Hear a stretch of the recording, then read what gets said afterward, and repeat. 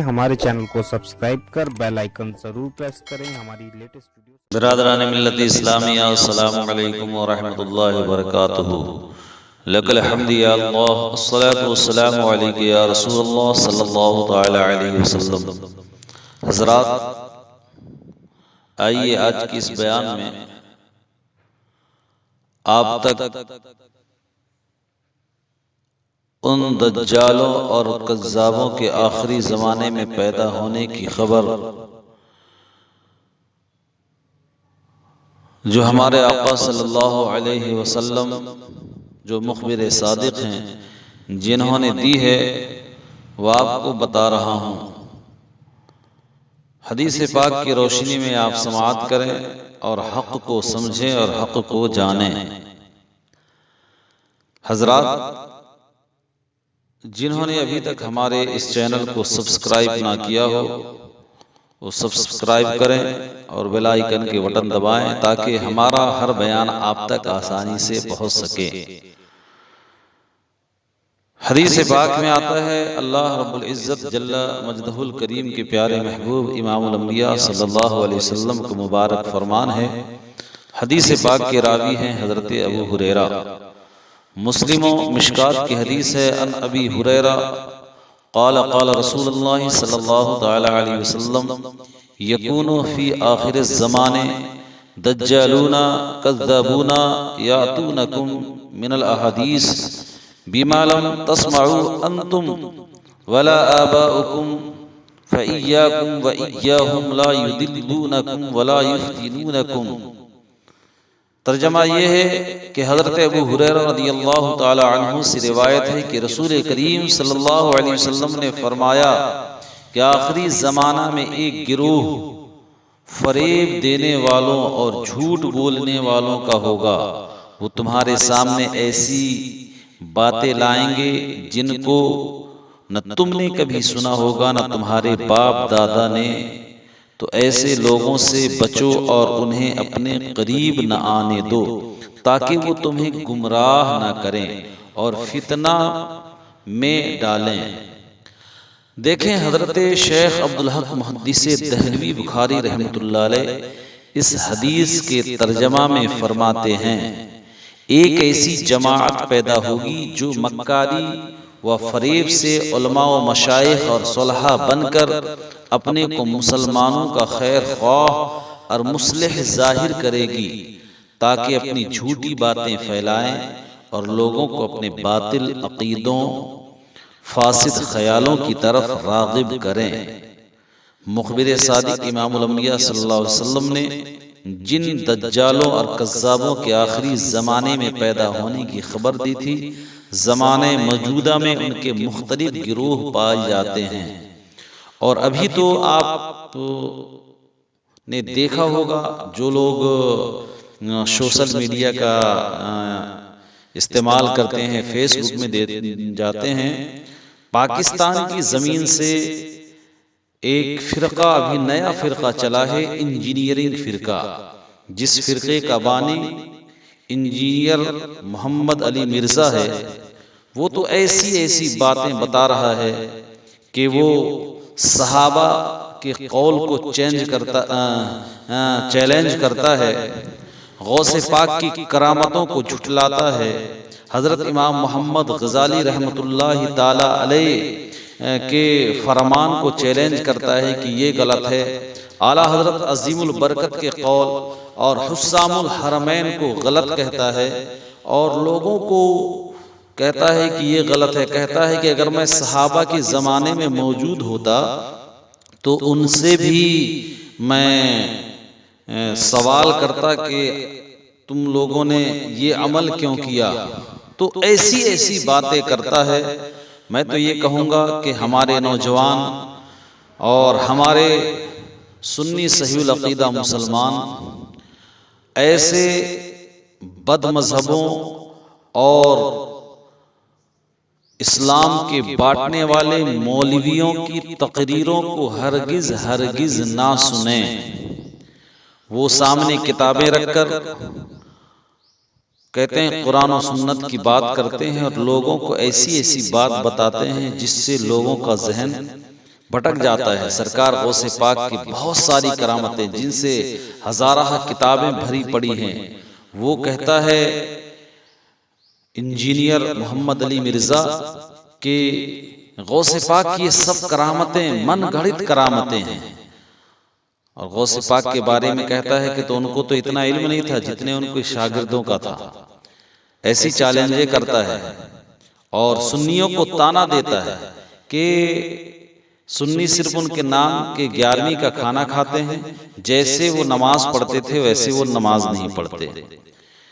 یعنی رفع یدین کے معاملے میں وہ کہتا ہے کہ رفع یدین وہ کرتے تھے، تو یاد رہے کہ حضور غوث پاک حنبلی المسلک کے پیروکار تھے،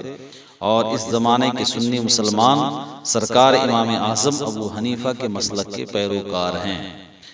تو یقینی طور پر حضور غوث اعظم کی ذات بابرکت عظمت والی تھی۔ وہ حنبلی المسلک کے ماننے والے تو تھے، لیکن علم اور اپنے مرتبے کے حساب سے وہ علم کے اعتبار سے حنبلیوں کے بھی مفتی تھے، شافعیوں کو بھی مفتی تھے، حنفیوں کی بھی مفتی تھے، اور جتنے بھی جو جیسے سوال کرتا آپ اس کے حساب سے جواب دیتے، اللہ نے انہیں یہ علم عطا فرمایا تھا۔ تو یہ عرض کرنا چاہوں گا کہ ایسے بد مذہبوں کے بیانات کو نہ سنیں۔ حدیث پاک میں آیا ہے کہ تم ان کے قریب نہ جاؤ، ان سے بچو، کہیں وہ تمہیں فتنہ میں نہ ڈال دیں اور تمہیں گمراہ نہ کر دیں۔ ایسے ہی لوگوں کے بارے میں کہا گیا ہے، اور ایسی باتیں بتاتے ہیں جیسے کہ ان کے آباء و اجداد نے کبھی نہ سنی ہو۔ ان میں ایک گروہ وہ ہے جو اپنے آپ کو اہل قرآن کہتا ہے، وہ حضور صلی اللہ علیہ وسلم کو صرف الچی سمجھتا ہے کہ بس کھلم کھلا سب حدیثوں کا انکار کرتا ہے۔ تو یاد رکھیں بہت سارے فرقے ہیں، ان فرقوں میں یہ انجینئر فرقہ کا ایجاد پاکستان کی زمین سے ہوا ہے، ہم اس کا بائیکاٹ کرتے ہیں۔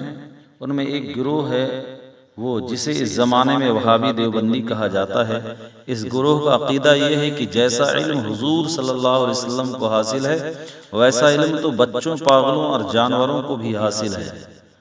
اب جب کوئی علماء حق اپنے بیان میں بتاتا ہے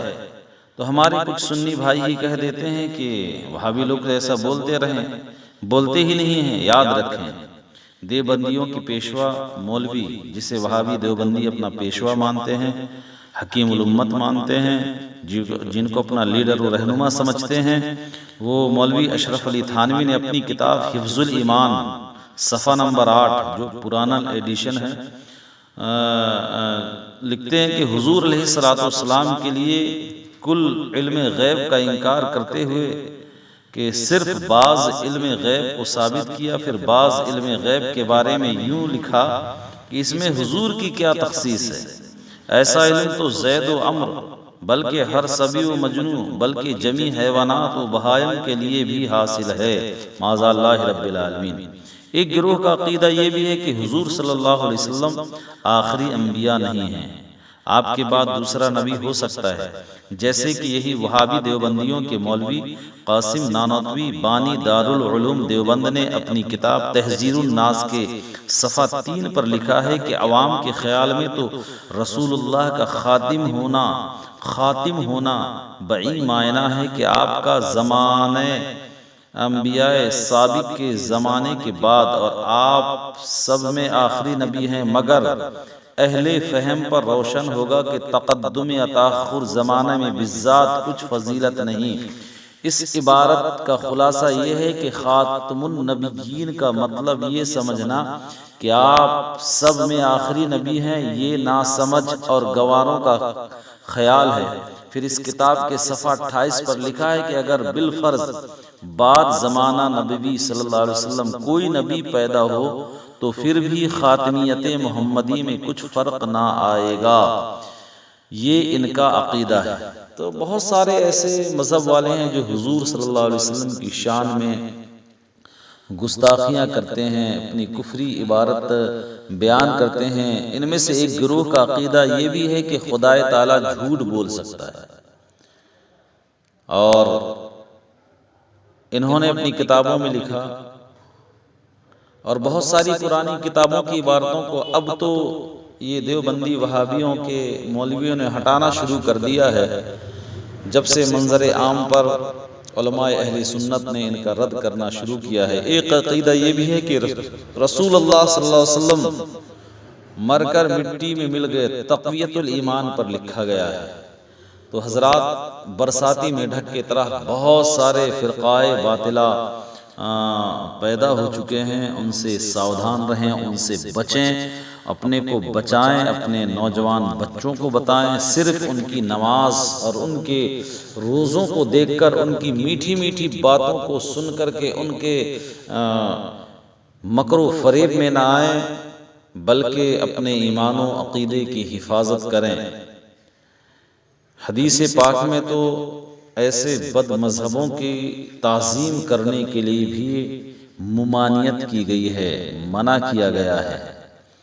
جب تعظیم نہیں کی جا سکتی ان کی، تو پھر کیوں ان کی بات کو سنی جائے، ان کے ساتھ میں دوستانہ رکھا جائے؟ بالکل ہرگز نہیں۔ حدیث پاک کی روشنی میں آپ سنیں، مشکوٰۃ شریف کی حدیث ہے، حضرت ابراہیم بن میسرہ رضی اللہ تعالی عنہ نے کہا، حدیث ہے، ان ابراہیم ابن میسرہ قال قال رسول اللہ صلی اللہ علیہ وسلم من وقر صاحب بدعۃ فقد آہنا علی ہدم الاسلام۔ یعنی حضرت ابراہیم بن میسرہ رضی اللہ تعالیٰ عنہ نے کہا کہ رسول کریم صلی اللہ علیہ وسلم نے فرمایا، جس نے کسی بد مذہب کی تعظیم و توقیر کی تو اس نے اسلام کو ڈھانے پر مدد دی۔ حضرت شیخ عبدالحق محدث دہلوی بخاری رحمۃ اللہ علیہ اس حدیث شریف کے تحت فرماتے ہیں کہ بد مذہب کی تعظیم و توقیر میں سنت کی حقارت اور ذلت ہے، اور سنت کی حقارت اسلام کی بنیاد ڈھانے تک پہنچا دیتی ہے۔ ایک حدیث پاک میں یہ بھی آیا ہے کہ آقا کریم صلی اللہ تعالی علیہ وسلم ارشاد فرماتے ہیں کہ ان ابی ہریرہ قال قال رسول اللہ صلی اللہ تعالی علیہ وسلم ان مرضوا فلا تعودوہم وَإِن مَاتُوا فَلَا تَشْهَدُوهُمْ وَإِن لَقِيتُمْهُمْ فَلَا تُسَلِّمُوا عَلَيْهِمْ وَلَا تُجَالِسُوهُمْ وَلَا تُشَارِبُوهُمْ وَلَا تُوَاكِلُوهُمْ وَلَا تُنَاكِحُوهُمْ وَلَا تُصَلُّوا عَلَيْهِمْ وَلَا تُصَلُّوا مَعَهُمْ۔ ترجمہ ہے کہ حضرت ابو ہریرہ رضی اللہ تعالی عنہ نے کہا کہ سرکار اقدس صلی اللہ علیہ وسلم نے فرمایا کہ بد مذہب اگر بیمار پڑے تو ان کی عیادت نہ کرو، اگر مر جائیں تو ان کے جنازے میں شریک نہ ہو، ان سے ملاقات ہو تو انہیں سلام نہ کرو، ان کے پاس نہ بیٹھو، ان کے ساتھ پانی نہ پیو، ان کے ساتھ کھانا نہ کھاؤ، ان کے ساتھ شادی بیاہ نہ کرو، ان کے جنازے کی نماز نہ پڑھو اور نہ ان کے ساتھ نماز پڑھو۔ مسلم شریف کی حدیث پاک ہے۔ تو حضرات محترم، آپ دیکھیں کہ جن فرقہ باطلہ نے ایسے ایسے پروپگنڈے کیے، ایسی ایسی باتیں بتائی کہ جسے سن کر کے آدمی سمجھنے پر مجبور ہو جاتا ہے کہ ایسی باتیں بتاتے ہیں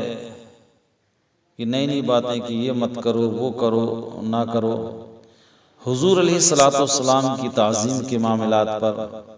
کہ حضور پر سلام پڑھنا، ان کو سلام ہی بغیر ان کے سرکار کی تعظیم ہی پر ان کو اعتراض ہوتا ہے۔ یہ خود دوسروں کی تعظیم کر لیں تو انہیں کوئی اعتراض نہیں ہوتا۔ تو عرض یہ ہے کہ ایسے فرقہ باطلہ سے آپ بچیں، اپنے عقیدوں کو بچائیں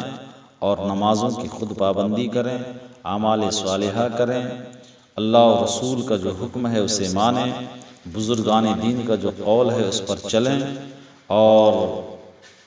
جو ہے آقا کریم صلی اللہ علیہ وسلم کی پاکیزہ طریقے پر چل کر کے زندگی گزاریں۔ بالخصوص آپ کا ذہن دینا دوں گا کہ اس دور پر بہت خطرناک فرقہ انجینئری جو چلا ہے پاکستان سے، اس سے آپ بچیں اور اس سے محفوظ رہیں، اس بلا کو اپنے سے دور رکھیں۔ اللہ تعالی عمل کی توفیق عطا فرمائے۔ خادم اہل سنت عبد الوحید نوری۔ السلام علیکم ورحمۃ اللہ وبرکاتہ۔